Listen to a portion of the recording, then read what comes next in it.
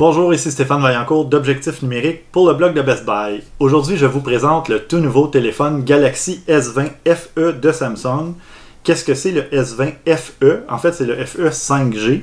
FE, c'est pour Fan Edition, donc édition pour les amateurs. Qu'est-ce qui fait que c'est différent d'un S20 qui a été lancé plus tôt cette année? Eh bien, c'est un téléphone plus abordable, mais qui contient quand même une foule de caractéristiques intéressantes et qui est quand même performant. Donc, c'est offert avec une coque qui n'est pas en verre ou en aluminium comme les téléphones haut de gamme de Samsung. Par contre, ce n'est que cosmétique. De toute façon, je suggère toujours aux gens de protéger leur téléphone avec un étui, en les mettant dans un étui. Donc, ce modèle-là ne fait pas exception. Je suggère, peu importe le modèle de téléphone, au prix que ça coûte, on met ça dans un étui pour le protéger. Par contre, si vous voulez mettre un étui transparent, sachez que ce téléphone-là est offert en 6 couleurs différentes. Donc, vous allez y trouver votre compte. Et sinon, bien, vous mettez un étui de la couleur que vous voulez et le problème est réglé. C'est un téléphone, ma foi, qui vient dans une petite boîte assez légère. Il y a un câble de chargement et un chargeur rapide, Quick Charge. Donc, chargeur qui permet d'obtenir 50% de charge en 30 minutes. Vraiment intéressant. Mais le téléphone offre quand même une très bonne autonomie. On parle de 4500 mAh. Donc, de quoi amplement durer toute la journée. Mais si jamais vous manquez un peu de jus avant la fin de journée, quelques minutes vont suffire pour vous donner suffisamment de charge. C'est donc au niveau des différences, souvent dans la famille S de Samsung, on a des écrans Super AMOLED avec une résolution incroyable, souvent Quad HD depuis quelques années.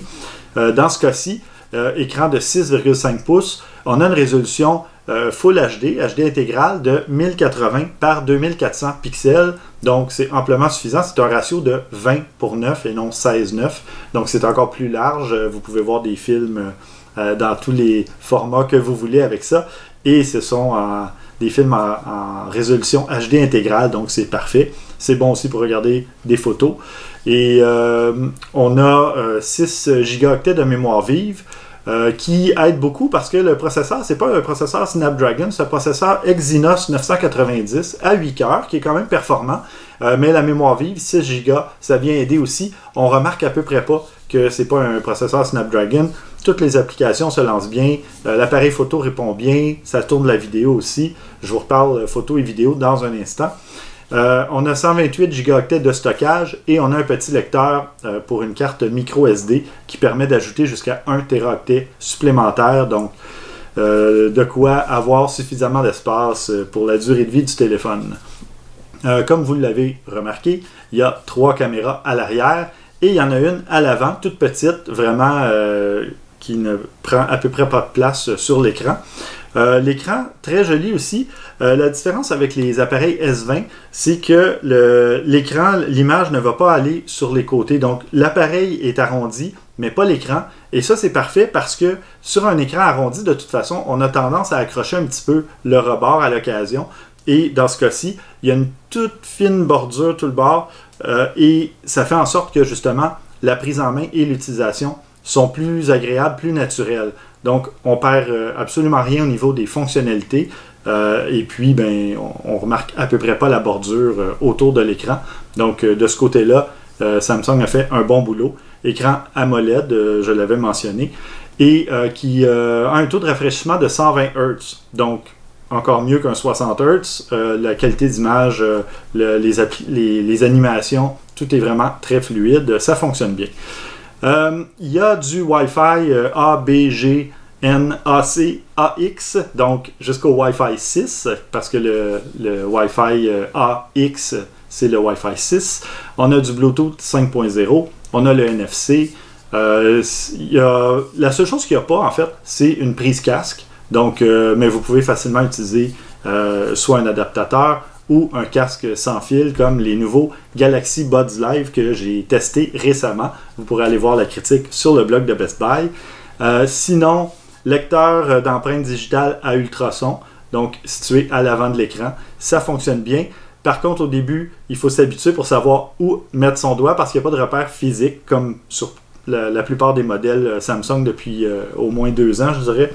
Et Au début, ça m'agaçait, évidemment, mais on finit par savoir. Puis il y a un petit repère visuel, comme vous pouvez le voir. Quand vous n'arrivez pas à toucher exactement au bon endroit, il y a une petite lumière qui s'allume. Et puis ça vous dit où mettre votre doigt finalement si vous n'êtes pas tout à fait dessus. Sinon, on a aussi le son Dolby Surround propulsé par AKG. Donc très bon son. 32 bits, puis il y a DSD 64 128. Vous irez voir toutes les caractéristiques dans ma critique complète. Puis c'est compatible IP68, résistant à l'eau, jusqu'à 1,5 m, jusqu'à 30 minutes maximum. Donc si vous l'échappez dans une flaque d'eau, des trucs comme ça, ou ça passe sous la pluie, il n'y a pas de problème, le téléphone va résister, évidemment. Donc au moins, Samsung n'a pas coupé là-dessus pour offrir un appareil à meilleur prix. Il n'y a pas grand-chose, en fait, dans quoi Samsung a coupé. C'est un appareil qui ne donne pas l'impression d'être de bas de gamme ou quoi que ce soit. C'est un très bel appareil, bel écran. Moi, ce que j'ai aimé aussi, l'appareil photo, Samsung n'a pas coupé non plus à ce niveau-là. Très bon appareil photo qui permet... on a un super grand angle de 123 degrés. Donc, cette caméra-là est de 12 mégapixels et f2.2. On a le grand angle normal qui est aussi 12 mégapixels, ouverture f1.8, donc très intéressante. Mise au point à double pixel. On a la stabilisation optique aussi. Et là, on parle d'un angle de 79 degrés environ. Ça donne une focale de 26 mm généralement là, dans ces coins-là. Et on a une caméra téléphoto à 8 mégapixels. Téléphoto qui va jusqu'à 3x, donc on est habitué avec du 2x normalement, celui-là 3x, ça fonctionne très bien. C'est ouverture f2.4, mais c'est stabilisé, donc vraiment intéressant parce que pour ceux qui font le moindrement de photos, on sait que plus la focale permet de zoomer loin, plus ça prend de la stabilisation pour éviter le flou dans l'image. Donc, c'est stabilisé, aucun problème. Il y a même le suivi de mise au point automatique. Donc, ça fonctionne très bien. Et au niveau de la vidéo, on a vidéo 4K 30 et 60 images secondes, vidéo 1080p à 30 et 60 images secondes aussi. Par contre, en 720p, on tombe à du ralenti et du super ralenti, comme Samsung nous a habitués depuis quelques modèles. Donc, on peut aller jusqu'à du 240 images secondes. Et ça donne des ralentis, ma foi, très intéressants. Bel appareil, très performant, bel écran avec... moi j'ai mis un fond en noir et blanc, là, mais les couleurs, des belles couleurs, pas trop saturées. Au niveau de l'appareil photo, parfois, quand on prend des photos, j'ai trouvé qu'il y avait une petite saturation dans les couleurs, mais c'est vraiment minime, c'est pas quelque chose d'explosé.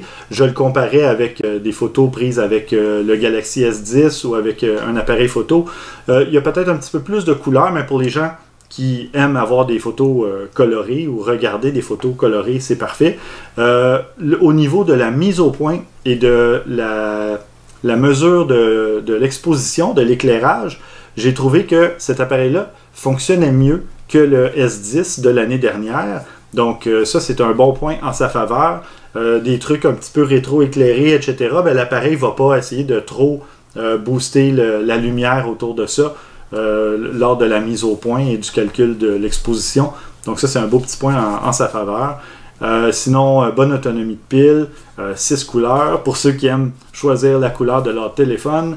Et puis, voilà. Seul petit bémol, c'est peut-être l'absence de prise casque. Puis, il existe un autre chargeur encore plus rapide que celui qui est fourni dans la boîte. C'est un peu dommage qu'il n'ait pas été fourni dès le départ. Mais comme je disais, 50% de charge en 30 minutes, c'est quand même excellent. Il n'y avait pas ça il n'y a pas si longtemps que ça. Donc, mais tu sais, si on appelle ça une édition fan, ça aurait été bien de gâter les fans un petit peu, peut-être en mettant un truc vraiment incroyable au niveau de la charge. Mais bon, ça fonctionne vraiment très bien à ce niveau-là, de toute façon. Fallait bien que je trouve quelque chose de négatif à dire sur le téléphone, histoire de ne pas avoir l'air complètement vendu à cet appareil.